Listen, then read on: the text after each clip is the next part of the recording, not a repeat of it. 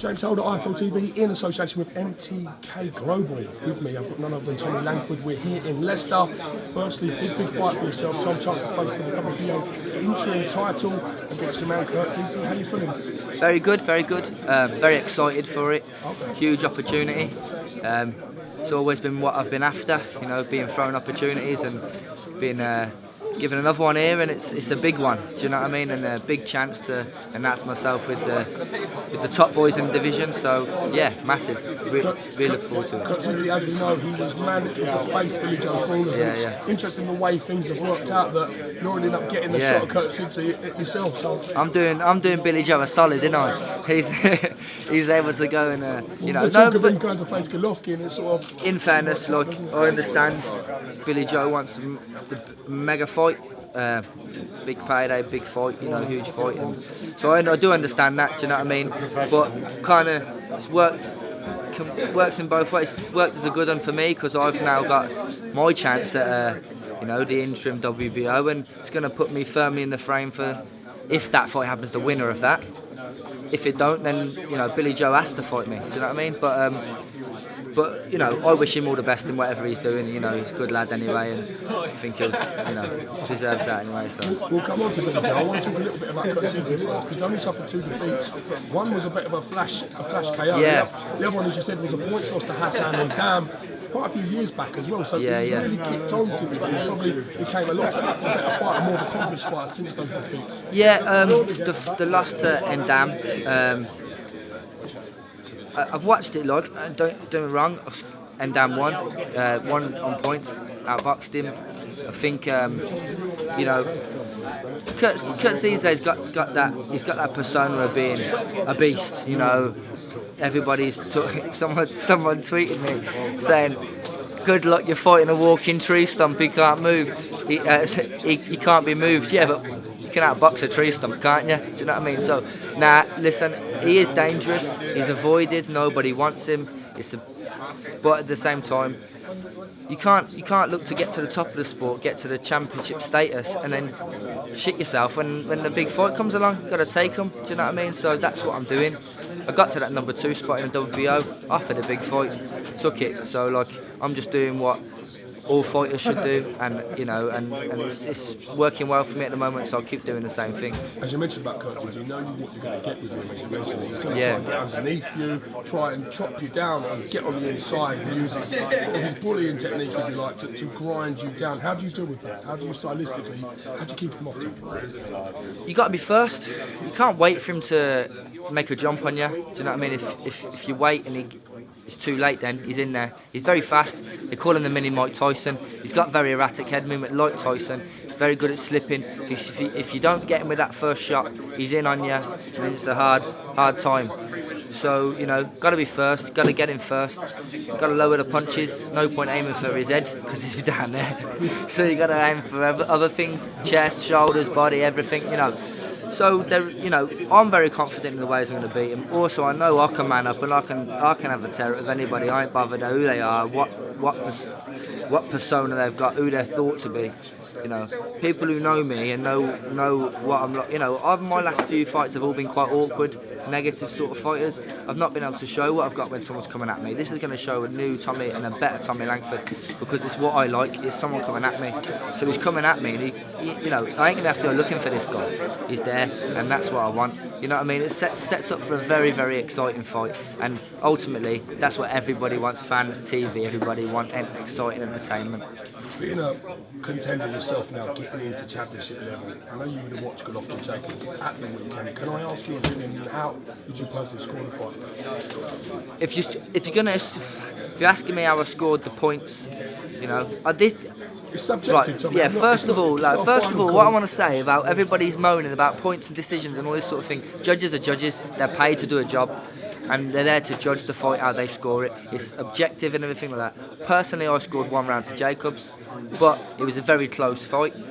You've got the thing with Golovkin. He was the champion going in. You know, he was the champion. He was on the front foot. He knocked him down. He hurt him. So there's a lot of things heavily weighted in his favour there. That like, and he's in America, and they do like that. That does pay a lot for him in America in terms of points decisions. It's a dead close fight. either way, you couldn't complain. But the judges made their call, and it's a fair call. It's a fair call. Do you know what I mean?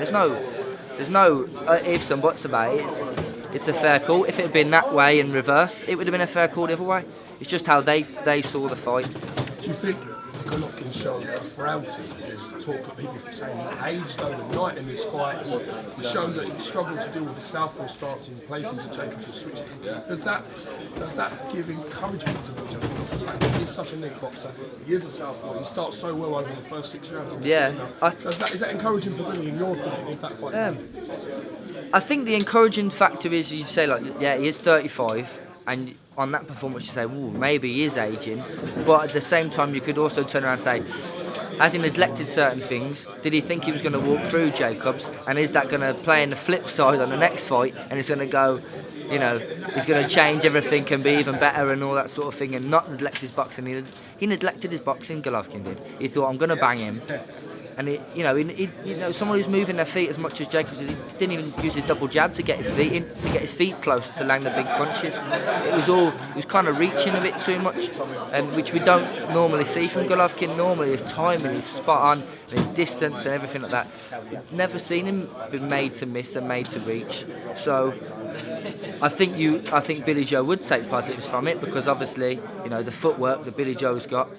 You'd say his feet are better than Jacobs, especially from and he's a natural southpaw. The southpaw thing, I think, through Golovkin, I think you take a bit of positive here from that, but it's a different fight in a complete. You might see a completely different Golovkin again.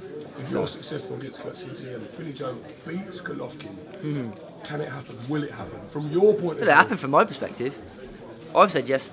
I've said yes to everything. I always do. So it won't. It's no effect. No skin off my nose. I'm fighting someone no one wants to fight. I'm fighting someone no one wants to fight. I'm fighting him. So, I'll fight Billy Joe. I'll fight anybody. I don't care. So that's what it is. Tyler Nurse's dad asked probably the best question I've heard in a press conference for many, many moons. He asked if there was one person to each fighter that they could wallop, #brackets wallop, who would that be? It didn't take you more than a millisecond to come up with your answer. Can you explain to the people that may not have seen that what was going on in your answer, please? Well, I obviously said Chris Eubank. Everybody knows. I think everybody is fed up. Junior. Junior, yeah. Well, senior I could give it as well.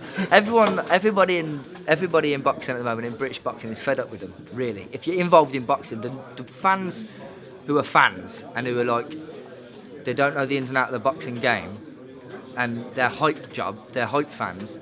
They all love Junior. They all love him. They think he's this. They think, which is fair enough. That's what they follow. But if you're in the boxing game and you know what he's doing and you know how they're working it, you are fed up with him, and it is annoying. And you do feel like, he's got that IBO title and all that. I just feel like he needs to get chopped down a peg or two, and he calls out people left, right, and centre. But then when he's got a mandatory, he don't do it. And it's not even the fact of. It's not even the fact of it. You're referring to yourself. Me for the British title, I was mandatory. I was mandatory for the British, and then he even signed to fight me, and then give it another few weeks, and then he had an elbow injury. And if you're genuinely going to defend that belt and genuinely want to fight your mandatories and be the champion and the British champion of what they talk about and all that nonsense that they go on, then you postpone the fight, and which it would be postponed because it's a legitimate injury, but they didn't. They vacated. So either it wasn't a legitimate injury, or either they didn't want to fight me in the first place. They never wanted to fight me. What do you think? But they never wanted to fight me. I think. Do you know what I think? I think there was biding time. They signed all what they had to sign. They did all the things they had to do. There was biding time to do other deals. I think I wouldn't be surprised if you look back if this ITV thing was in the pipeline from then. Do you know what I mean? You don't know what goes on in the background, and it's the conspiracies here, there, and everywhere. At the end of the day, he didn't fight me. And how many times did you offer Billy Joe and didn't fight Billy Joe? Offered Golovkin pen, paper, didn't sign it. So I'm fed up with. I talk about him because people ask me the questions about him. I don't want to. I'm fed up with him. I think he ain't fighting nobody. That last fella he fought. How can you call that a world championship fight? He wouldn't fight this fella. He wouldn't fight Khurtsidze. No chance. No chance. right in thinking the IBO doesn't have a mandatory challenger. Who would you like to see him face? Who would you like to see him? Well, who he's called out. For anyone who's called out, if he faces anyone who's called out, it's a fair fight. It's fair play. Fights De Gale boxes head off. Fights Billy Joe boxes head off. Fights, the rest of them. So Callum Smith batters him, mate, straight up. Not even close. So George Groves I'd fancy against him as well. I fancy the power George Groves has got and everything, and he ain't the hardest to it, is he? Eubank, you know what I mean? Everyone he's called out. I mean, they called out Andre Ward. Like Syria, mate, I'm going on about him, but they called out Andre Ward. Andre Ward's a light heavyweight and is like a mega star. Kovalev couldn't Andre Ward. And I think one thing was shown in that last fight of the Eubanks, in that, listen, we know he's an athlete, he's very fit, very fast. We know all that about him, but we know he can't box because he's been done by a boxer. And now he ain't got that one punch power. Because if you look at all his last few fights, yes, he's stopped them, but he's hit them with a hell of a lot of punches to do it, and he's not once rocked them, not dropped them, not nothing. So does he really bang one punch power? No, he don't. I've sparred him. I know he don't punch. What happened in sparring? I boxed him, didn't I? Used my feet and I boxed him. That's what a boxer does. So I'm not calling out the Eubanks. I want nothing to do with him. I'm fighting Khurtsidze. I'm going to beat Khurtsidze, and then I'm going to move on to the big names, and I am going to fight him. That's the difference. I am going to fight him. He can keep shouting and talking about whatever he wants. Don't matter to me. I ain't bothered. Tommy Langford, Saturday 22nd of April. I wish you the best of luck against Khurtsidze. Thank you very much for nice one, James. Thank you, mate. Cheers, mate.